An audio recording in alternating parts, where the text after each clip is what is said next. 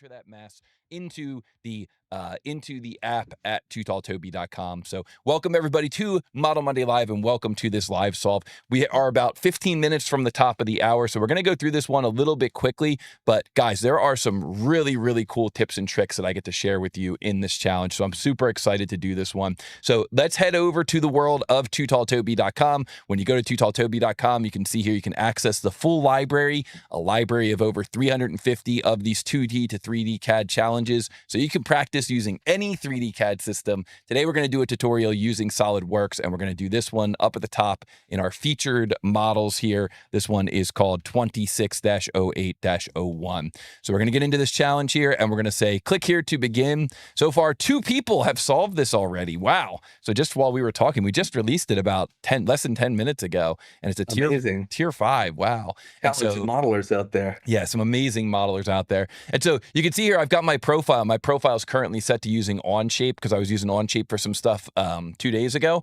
And so this is pretty cool because I can edit my profile and I can change this to SolidWorks. And at tootalltoby.com, you can use any 3D CAD package, but we actually track all your runs. So if you wanted to go back and see, like, am I actually faster in Onshape than I am in SolidWorks? Like, yes, you are. And you can find that out like empirically by looking at the data.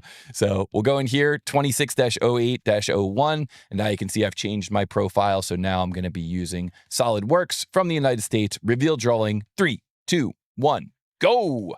And so the question here is, what is the mass of this part in xxx.x grams? Tolerance is plus or minus 0.2 grams. What I'm going to do here is I'm going to move this over to the side so we can kind of keep an eye on the clock. And then there's this button here that says open in a new window. This is really helpful at tootalltoby.com so that we can see the entire drawing here and kind of talk through a game plan. I always am excited to jump into the 3D CAD, but I think it's always important to kind of first come up with a basic game plan.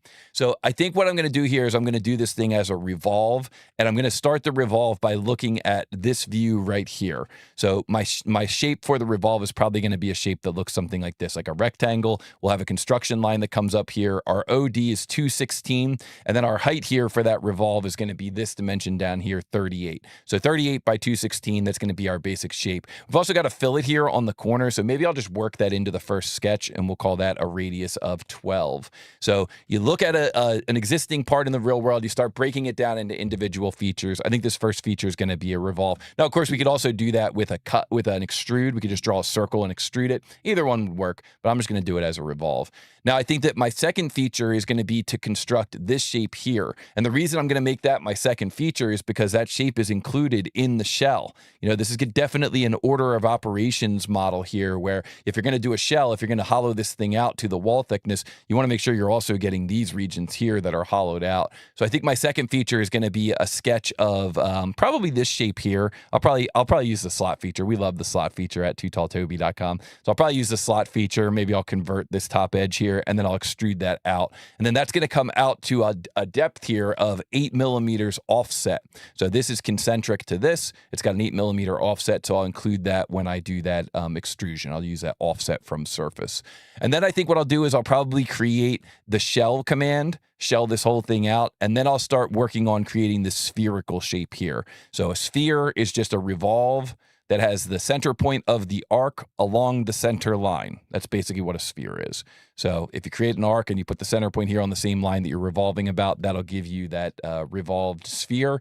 And then once I've got that sphere shape in place, I'm ready to move on to maybe the rib, create this these ribs here. You got this rib here and this rib here. And then I think I'll be ready to kind of finish this thing off with this shape here that's kind of sticking up through. A little bit of a tricky shape. I think I could probably just extrude that sleeve and then like maybe clean up the area down at the bottom there and finish that thing off. So that's my game plan. The cool thing is that anybody can come up with their own game plan and do it a different way. And you can even experiment by doing things in different order. Because we track the time every time, it really frees you up to do that, to kind of experiment as you're going through and doing these. So I know I took about 3 minutes to come up with a game plan there, but I always think it's a good idea to come up with a game plan. Aaron, do you agree? Absolutely. Yeah. At the end of the day, you're going to move a lot faster if you know where you're headed, right? I think Otherwise, so it's like too. a ship without a rudder. And if you're out there and you agree, be sure to hit the like button on this video. And guys, let's get into it here. I'm going to click new. I'm not going to watch the chat during this because I'm going to kind of speed through it, but I'll answer all the chat questions at the end here. So I'm going to go new MMGS. I'm using a template that I've got that's already got the correct material included, that's got the correct unit system defined. Let me just make sure this looks good on the screen here. Toby, I'm excited to see this slot feature that you talked about. I'm actually not familiar with that feature, Oh, so it's can't just a wait to see sketch. how it It's a works. sketch element. Use the slot tool in the sketch command. Yeah, it's great.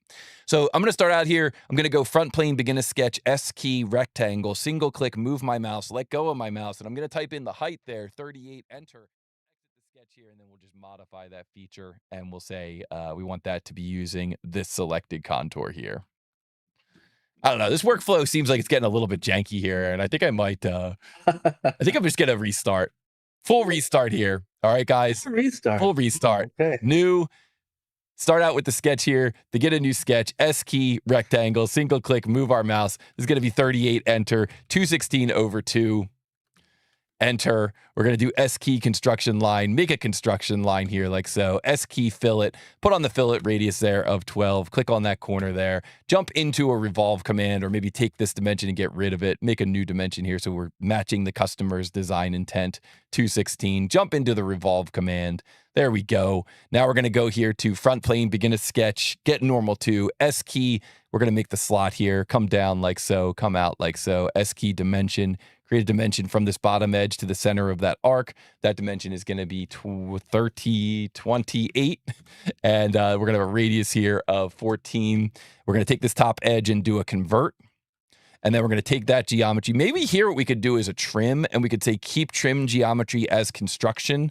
So we keep that extra as construction there. And then that way, see, it gave me that warning saying it was going to destroy the slot when we did that. It's no good either. Can't win. Sometimes the SolidWorks, you just can't win, huh? You know, sometimes you just got to go through a few different ways of doing these, right? Got to learn how to do them, yeah. So we'll go here, we'll go offset from surface, and we'll take this guy here, reverse offset, and then we'll make that 8. So that's the beauty of practice, right? That you're able to go through and learn those things. So now we can shell this thing. We're going to shell this out at 4, and we'll take this face here. And oh no, we're missing one on the other side. What could we do?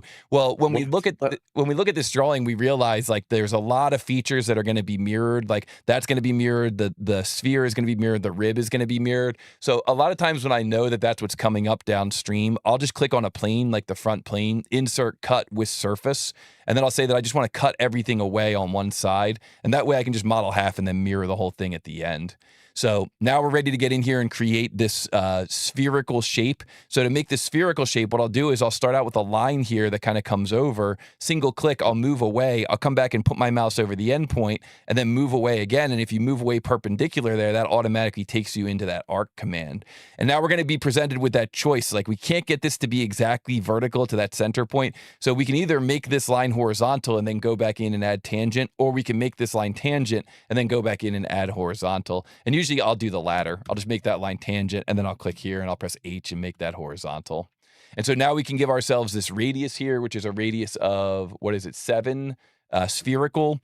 We can add in a dimension here from the floor to the center of that sphere, which is that same 28 dimension. We can add in a construction line here that comes up from the origin because we do want to match the customer's design intent. And they're telling us that this total dimension here is this value. So I'm kind of like abusing that doubled dimension to use it for a downstream mirror.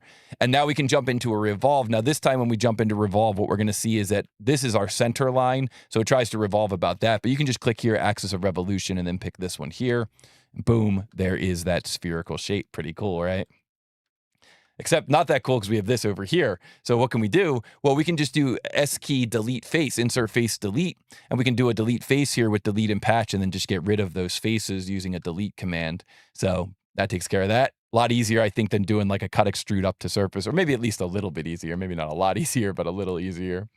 I love that delete face command. I think it's very underutilized, but it's so powerful. It's so good. So now we'll start a sketch here on the right plane and we'll come over and then down. We'll start adding in some dimensions here. So we'll make this 45 degrees. This is for our little rib shape. We'll say that the floor to the top of that rib is 28. We could maybe link those together, maybe keep them independent. You know, it just depends on what we know about the customer, whether or not we think that's going to change. We'll make a vertical construction line here. And again, we'll kind of abuse that whole doubled dimension, normally used for a diameter, but in this case, we're going to use it for a doubled dimension to get the location of that rib. And then you want want to remember that the rib command goes up to next in 3 directions in SolidWorks. So in the case of this sketch here, the rib command is going to extend out to this face, so that's up to next in direction 1. It's going to extend out to this face, that's up to next in direction 2. And then, of course, it's going to go up to next, just kind of extruding down. So the rib command is a super powerful tool in SolidWorks. We go features, rib, and we're going to say here that this is going to be at 4 millimeters. Enter, enter. Look at that. Up to next, up to next. Let's go. This thing's looking good. So now we're up to our final feature, which is that kind of sleeve area of the model, or at least our final area of the model. And sometimes when I'm doing a shape like this, what I'll do is I'll actually start out with a construction line just to get the location. So the drawing is giving us a location here of 76 millimeters. So I'll just like drop in a line there because it gives me kind of a center point. Instead of drawing a hole and then adding the dimension, you could do it either way. It's just a different approach. You could do it with a construction line with auto dimension. So we add in those dimensions as they're called out there, and then maybe I will add in one final line here that just kind of comes all the way across to here, and that way I can use some different contours when I'm creating the shape. So S key extrude, and then I'll pick in this kind of contour area down here, and we'll bring that up to the designated height, which is, what is it here, 56. And then I could just reuse that same contour, just pick on the sketch from the tree, and then I can S key extrude cut. And now this time I'll pick this kind of internal contour region here, and that's going to go through all, and we'll reverse direction on that as well to kind of hog that area out. So there we go. This is looking pretty good, ready for mirror. Oh, except we have this area down here. So maybe for that area down there, what we could do is delete face again. So we'll delete face and pick this face here. Let's see if it does it. Oh, it errored. Cannot be patched due to geometry condition. Oh, we hate the geometry condition error. Maybe if we pick this face too, pick both of them. Let's see if that does it. Oh, it's still error. You know, sometimes something that helps me when something's not mirroring or not delete facing is I'll mirror it first. So I'll come in here to the tree, I'll pick this body, hold control, pick the front plane, let go of control, and I've modified this context menu to have mirror in there. And when you pick a body from the body folder, it automatically dumps that into the bodies to mirror. So it really makes that workflow fast. You can just pick the body, hold control, pick the mirror plane, let go of control, mirror, enter, and then you get that nice mirror all, which is like a really cool, speedy workflow there. So let's do delete face again here, and we'll delete this face and delete and patch. It still didn't work. How about both of them? Delete and patch. What if for that cylinder you did an offset sketch surface or offset sketch plane, so you're starting at the high position, and then you Bring it down. extrude it up to next. Yeah, I like that. I do like that, but Aaron, I got to tell you, I love delete face, so I think I'm going to show a different trick here, which would be like, okay, maybe the issue here is that this face is blending in. Like maybe if this face was its own discrete face, we'd be able to delete face that thing. So what do we do in that spot? Pick this split line there, right? Pick this face, pick this corner here, convert entities, take this little nubby, even though it's black, when you do a convert entities, you have kind of like a soft relationship. You can still drag that off. And then we take this one and we drag it all the way across. And now we go here, features, curves, split line, split this face into 2 faces. So now we've got a discrete face here. And now S key, delete face. Let's see if it works. Let's go. That's what I'm talking about. Let's get rid of that thing. Yeah. Beautiful. So that's like another little trick you guys can remember. If you can't delete face, sometimes you just got to make it a discrete face that you can select, and then you can get rid of that region.